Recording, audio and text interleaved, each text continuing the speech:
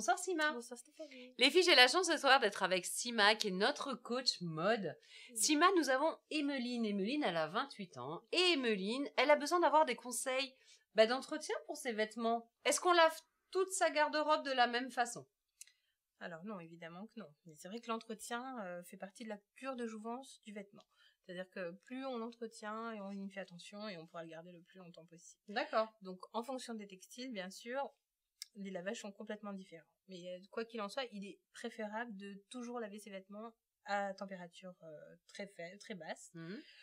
Et même si on peut préconiser le lavage à la main. D'accord. Voilà. D'accord. Par exemple, on prend du blanc. Le blanc, on peut le passer à 90?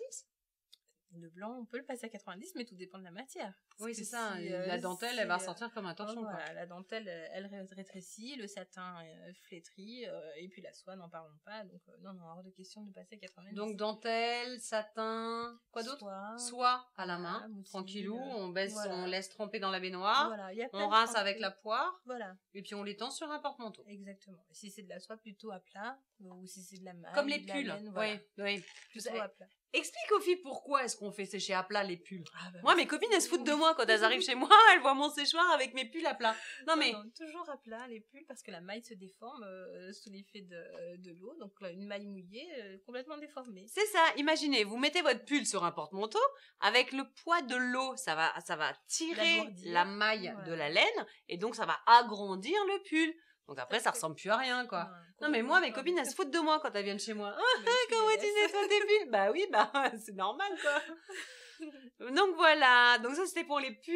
Maintenant, nous avons parlé du satin, de la dentelle et de la soie. Ouais. Les jeans, on les lave comment, Sima? Les jeans, ils peuvent passer facilement en machine. Ouais, à 30 à l'envers. À 30 à l'envers, exactement. Ouais, comme le noir. Premier lavage, par contre, on regarde si il est bien, il perd pas de couleur.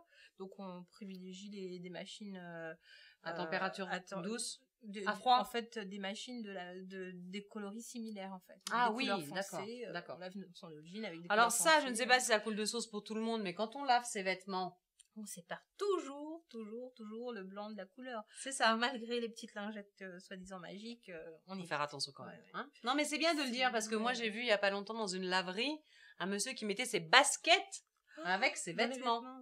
Des fois, on n'a pas forcément beaucoup de pièces de la même couleur.